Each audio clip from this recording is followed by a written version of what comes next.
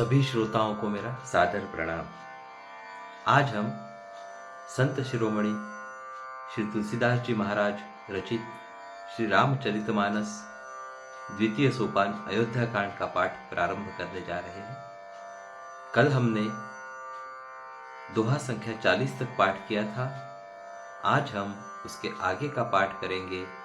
उसके पूर्व स्थोर ग्रंथ के रचयिता संत शिरोमणि श्री तुलसीदास जी महाराज, श्री गणेश भगवान, माता सरस्वती जी, प्रभु श्री रामचंद्र, माता सीता जी एवं समस्त भ्रातागण लक्ष्मण, भरत, शत्रुघ्न जी और परम भक्त श्री हनुमान जी, इन सभी के चरणों में हम साष्टांग दंडवत करते हैं और इनसे इस पाठ को आगे की ओर करने के लिए अनुमति लेते हैं और आशीर्वाद की अभिलाषा धरते हैं। हरि ओम।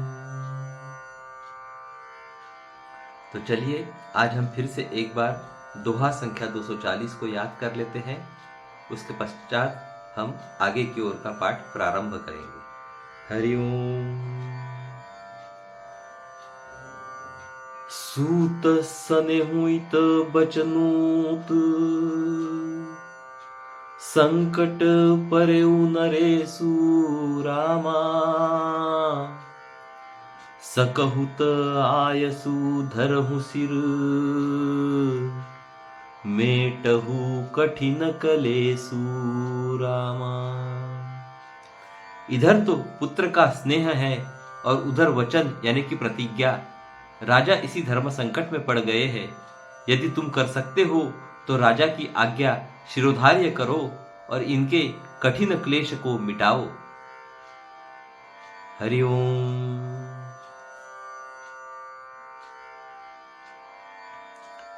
निधरक बैठी कहहि कटु बानी, सुनत कठिनता अति अकुलानी, जीभ कमान बचन सर नाना, मनहु महीप मृदु लक्ष समाना। कैकेयी बेधड़क बैठी ऐसी कड़वी वाणी कह रही है जिसे सुनकर स्वयं कठोरता भी अत्यंत व्याकुल हो उठी। जीभ धनुष्य है, वचन बहुत से तीर है और मानो राजा ही कोमल निशाने के समान है।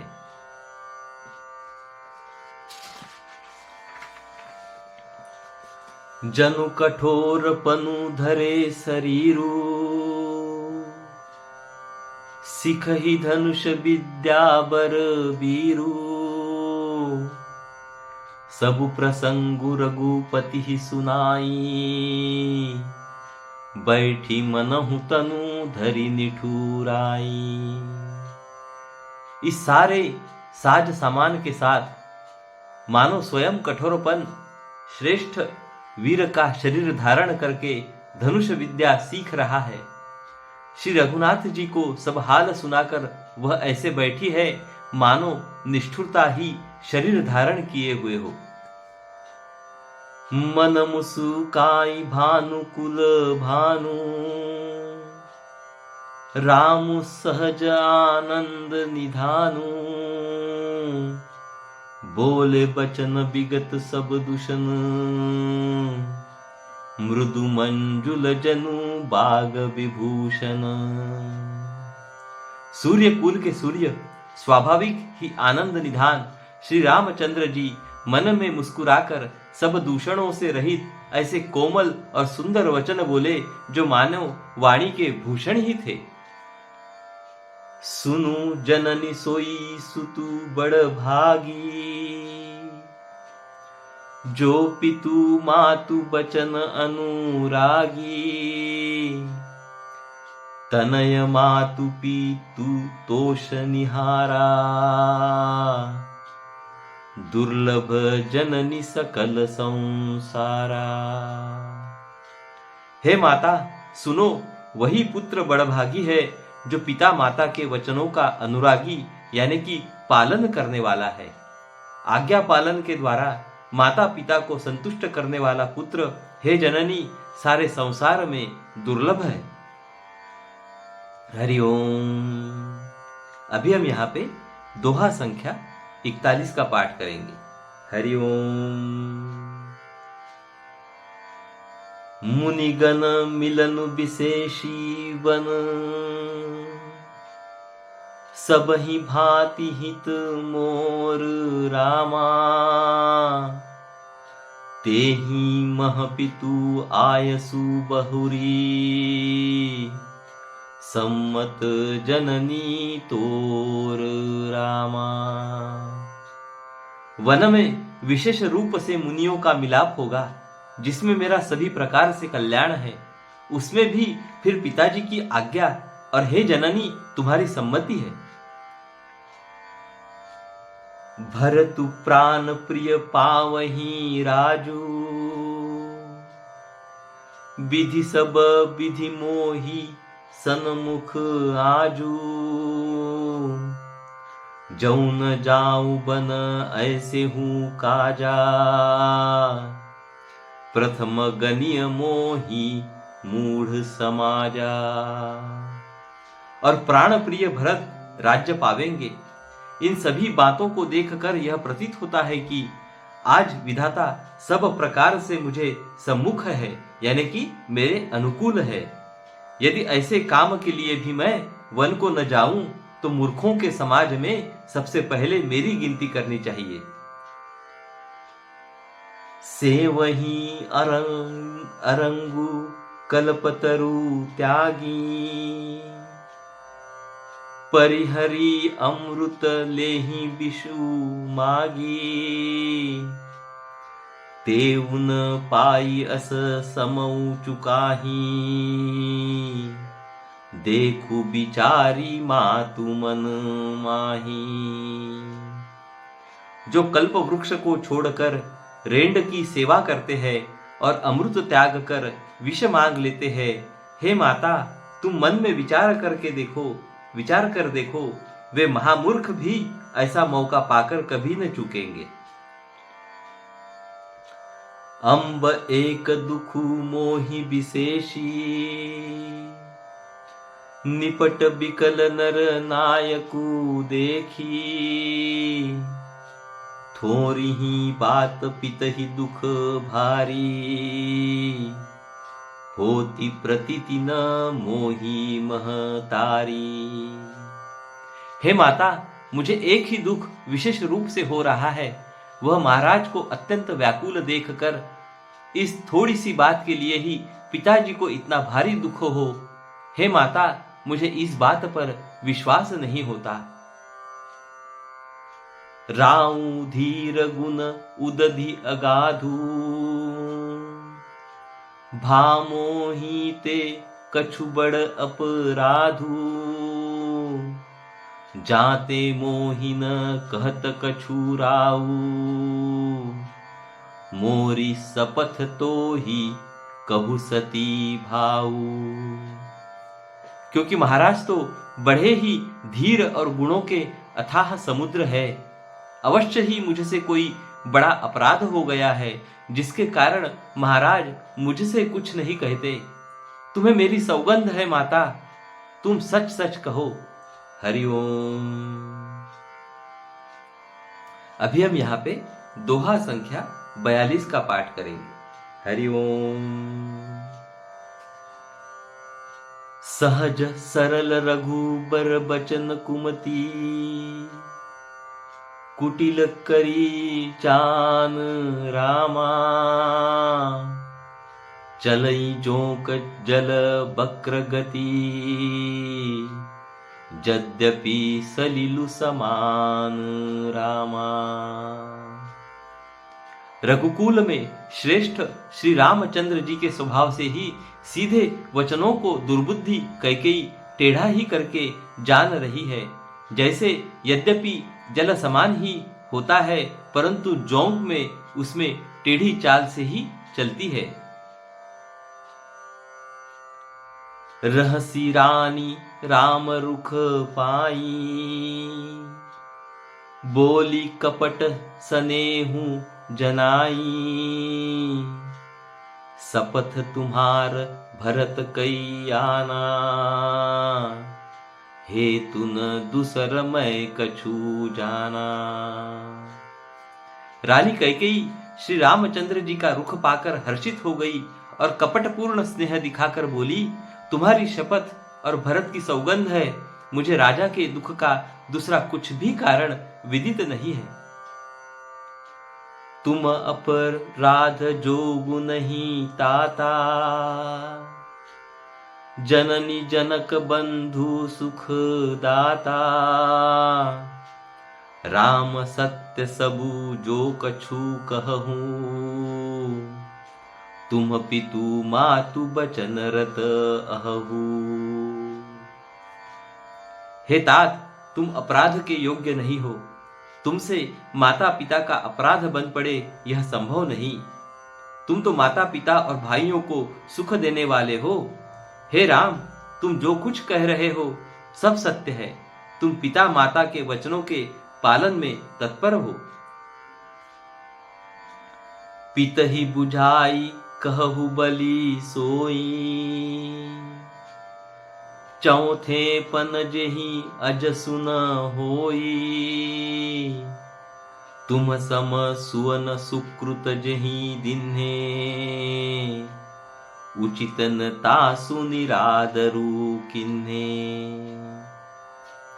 मैं तुम्हारी बलिहारी जाती हूं, तुम पिता को समझाकर वही बात कहो जिससे चौथेपन यानी कि बुढ़ापे में इनका अपयश न हो। जिस पुण्य ने इनको तुम जैसे पुत्र दिए हैं उसका निरादर करना उचित नहीं। लागही कुमुख बचन शुभ कैसे,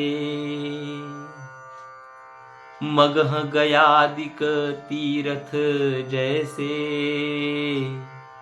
राम ही मातु बचन सब भाए, जिमि सुर सरी गत सलिल सुहाए। कैकेयी के बुरे मुख में ये शुभ वचन कैसे लगते हैं, जैसे मगध देश में गया आदिक तीर्थ।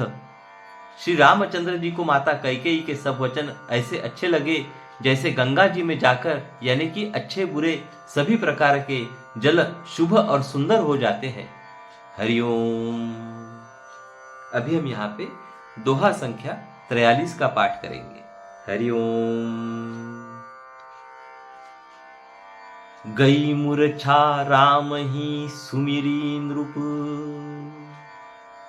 फिर करवट लिन्ह रामा। सचिव राम आगमन कही, विनय समय सम किन्ह रामा। इतने में राजा की मूर्छा दूर हुई। उन्होंने राम का स्मरण करके यानी कि राम राम कहकर फिर कर करवट ली। मंत्री ने श्री रामचंद्र जी का आना कहकर समयानुकूल विनती की। अवनिप अकनि राम पगु धारे, धरी धीरजु तब नयन उघारे। सचिव संभारी राउ बैठारे, चरण परत नृप रामु निहारे।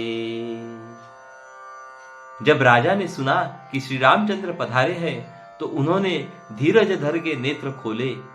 मंत्री ने संभाल कर राजा को बैठाया। राजा ने श्री रामचंद्र जी को अपने चरणों में पड़ते यानी कि प्रणाम करते देखा। लिए सनेह बिकल उर लाई, गई मनी मनहु फनिक फिरी पाई। राम ही चितई रहे हुनर नाहू, चला बिलोचन बारी प्रबाहु। स्नेह से विकल राजा ने राम जी को हृदय से लगा लिया, मानो सांप ने अपनी खोई हुई मणि फिर पा ली हो। राजा दशरथ जी श्री रामचंद्र जी को देखते ही रह गए। उनके नेत्रों से आंसुओं की धारा बह चली। हरिओम। शोक बिबसु कछु कई न पारा, हृदय लगावत बारही बारा, विधि मनाव राव मन ना माही, जेहि रघुनाथ न कानन जाही। शोक के विशेष वश होने के कारण राजा कुछ कह नहीं सकते। वे बार बार श्री रामचंद्र जी को हृदय से लगाते हैं और मन में ब्रह्मा जी को मनाते हैं कि जिससे श्री रघुनाथ जी वन को न जाए। सुमिरी महेश ही कहहि निहोरी, बिनती सुनहु सदा शिव मोरी, आशुतोष तुम अवढर दानी, आरती हरहु दिन जनु जानी। फिर महादेव जी का स्मरण करके उनसे निहोरा करते हुए कहते हैं, हे सदाशिव, आप मेरी विनती सुनिए। आप आशुतोष यानी कि शीघ्र प्रसन्न होने वाले और अवढरदानी यानी कि मुंह मांगा दे डालने वाले है, अतः मुझे अपना दीन सेवक जानकर मेरे दुख को दूर कीजिए। हरिओम। अभी हम यहाँ पे दोहा संख्या 44 का पाठ करेंगे। हरिओम। आप तुम प्रेरक सबके हृदय, सोमती राम ही देहूं रामा, बचनु मोर तजी रही घर, परिहरी सीलु सनेहूं रामा। आप प्रेरक रूप से सबके हृदय में हैं। आप श्री रामचंद्र को ऐसी बुद्धि दीजिए जिससे वे मेरे वचन को त्याग कर और शील स्नेह को छोड़कर घर ही में रह जाए। हरिओम।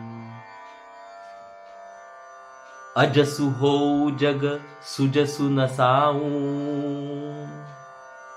नरक परऊं बरु सुरपुर जाऊं, सब दुख दुसह सहावहु मोही, लोचन ओट रामू जनी होही।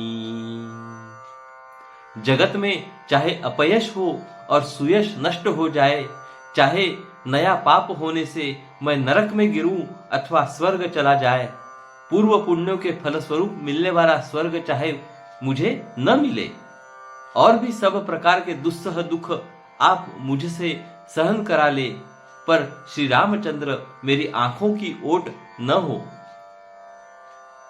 असमन गुनई राव नहीं बोला, पीपर पात सरिस मनु डोला, रघुपति पीत ही प्रेम बस जानी, पुनि कछु कही मातु अनुमानी। राजा मन ही मन इस प्रकार विचार कर रहे हैं, बोलते नहीं। उनका मन पीपल के पत्ते की तरह डोल रहा है। श्री रघुनाथ जी ने पिता को प्रेम के वश जानकर और यह अनुमान करके कि माता फिर कुछ कहेगी तो पिताजी को दुख होगा, देश काल अवसर अनुसारी, बोले बचन विनीत विचारी, तात कहूं कछु करऊं ढिठाई, अनुचितु क्षमब जानी लरी काई। देश काल और अवसर के अनुकूल विचार कर विनीत वचन कहे, हे तात, मैं कुछ कहता हूं, यह ढिठाई करता हूं, इस अनौचित्य को मेरी बाल्यावस्था समझकर क्षमा कीजिएगा। अति लघु बात लागी दुखु पावा, काहू न मोहि कही प्रथम जनावा,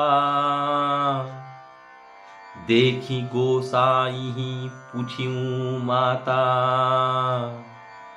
सुनि प्रसंग भय शीतल गाता। इस अत्यंत तुच्छ बात के लिए आपने इतना दुख पाया, मुझे किसी ने पहले कहकर यह बात नहीं जनाई। स्वामी यानी कि आप को इस दशा में देखकर मैंने माता से पूछा। उनसे सारा प्रसंग सुनकर मेरे सब अंग शीतल हो गए। मुझे बड़ी प्रसन्नता हुई।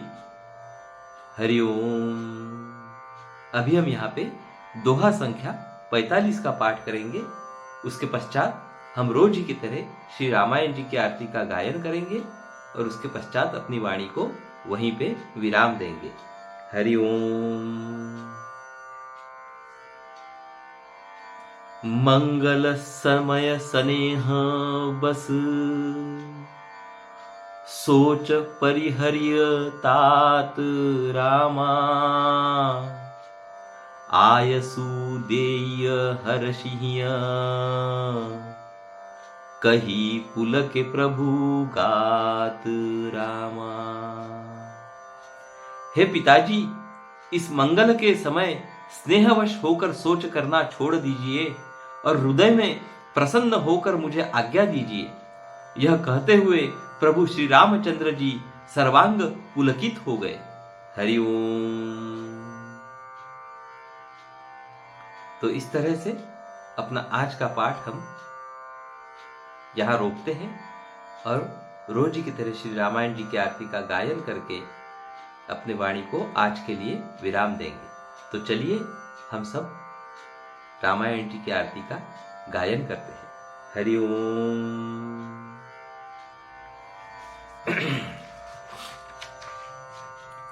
आरती श्री रामायण जी की, कीरति कलित ललित सियपी की।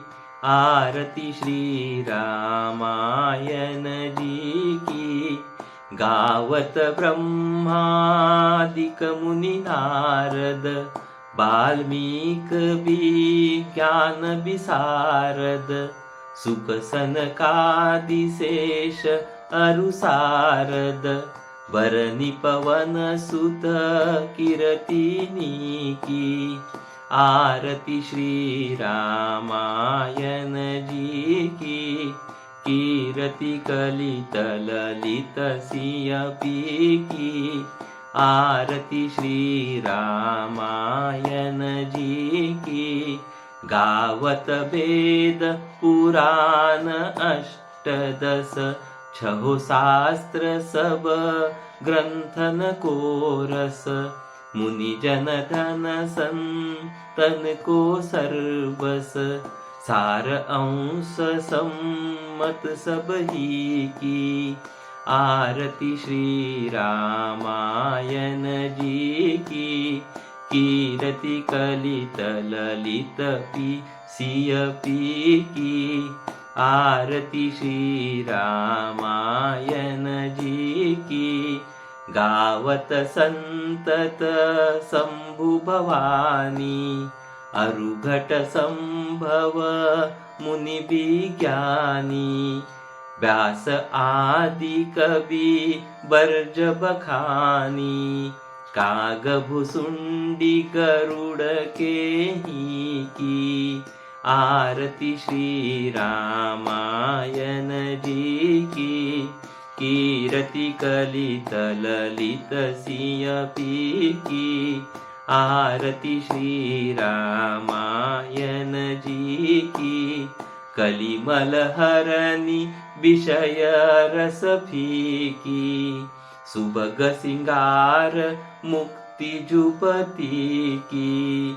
दलन रोग भव मूरी अमी की। तात मात सब विधि तुलसी की। आरती श्री रामायण जी की, कीरति कलित ललित सियपी की। आरती श्री रामायण जी की। हरिओम।